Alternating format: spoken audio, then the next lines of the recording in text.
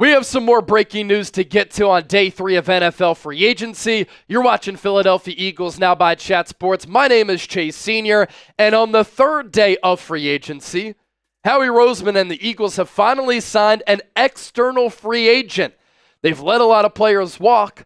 They've retained some of their own talent, but now Philadelphia goes elsewhere. And this is a very interesting, intriguing signing for the Eagles. Philadelphia is adding running back AJ Dillon, formerly of the Green Bay Packers, on a 1-year contract.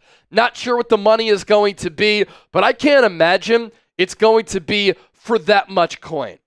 And AJ Dillon has certainly had his moments with the Green Bay Packers. He is a physical, bruising back who will hit you with that truck stick, does not have blazing speed by any means, but he will run you over. He will pick up tough yards in short yardage, and you had a feeling that the Eagles were going to do something at the running back position. Kenneth Gainwell signed with the Pittsburgh Steelers. He's been a really good backup running back for Philadelphia since they drafted him in the 5th round out of Memphis a few years ago. The Eagles also have Will Shipley on the roster, and I think that Will Shipley can become something at the NFL level. They have Ty Davis-Price on their practice squad, and now they add AJ Dillon. Of note, he did not play in 2024 due to a neck injury. Doctors have cleared him, but anytime a running back with that type of style who relies on being a bruising running back has a neck injury, you do have some concerns here. A funny note, in the Eagles' backfield, they might have the best quads of any team in the NFL. We know Saquon Barkley is known as the Quadzilla. Get this. A.J. Dillon's nickname is the Quadfather. He is 6 feet, 247 pounds. His running style will remind you of a player like LeGarrette Blount, who had a long and great career in the National Football League and helped the Eagles win the Super Bowl in 2017 as a rotational running back. His career numbers, you look at him.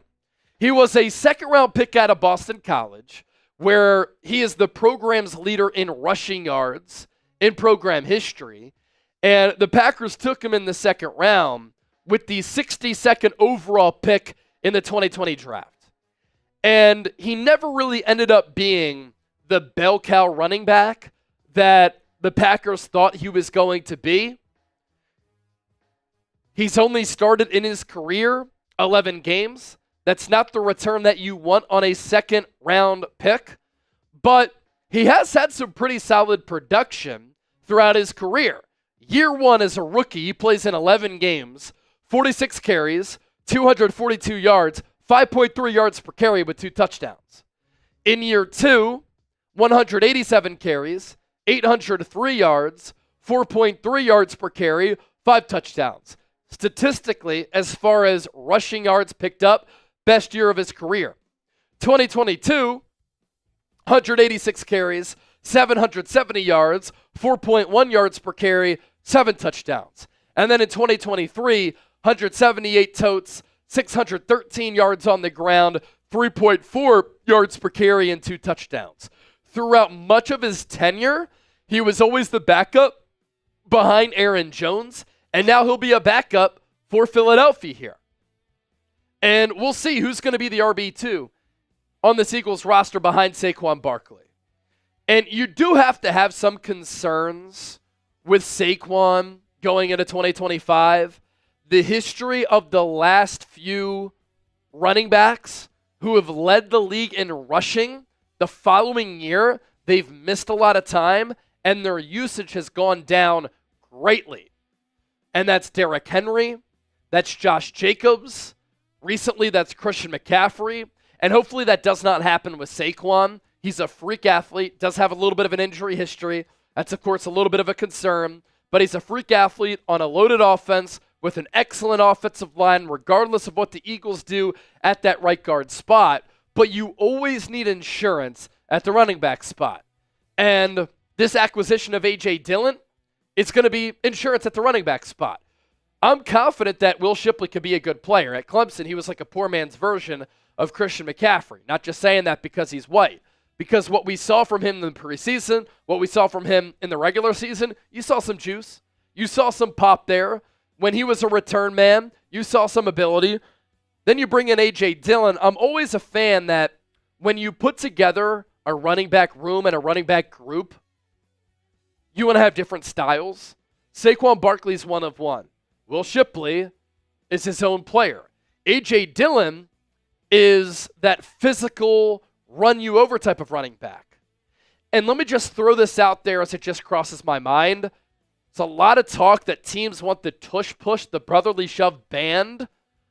The Eagles could be planning ahead and have a contingency plan just in case that play is banned by bringing in a running back like AJ Dillon to help them in these short yardage situations. So grade the signing here of AJ Dillon, A, B, C, D, or F. Let me know down in the comment section and comment with what you think down below.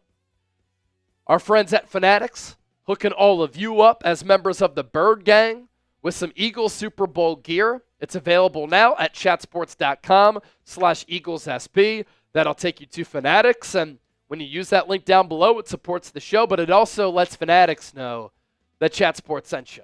Michael Rubin's a Philly guy. Let him know that you're watching Philadelphia Eagles now by heading to chatsports.com/EaglesSB. Anything you need, it's available. So all the moves so far that the Eagles have made in free agency, you have Saquon Barkley signing that contract extension, 2 years, $41.2 million. He gets rewarded for having the best season that any running back has had in the history of the league. It's pretty insane. Thank you, Giants. Zach Bond signing a 3-year, $51 million deal, $17 million per, and that really set the tone for the running back market to explode for Saquon and the linebacker market to explode for Zach Bond and other players at those positions across the NFL. Because after Bond got $17 million per, you saw linebackers getting paid left and right. So they could thank Zach Bond for that.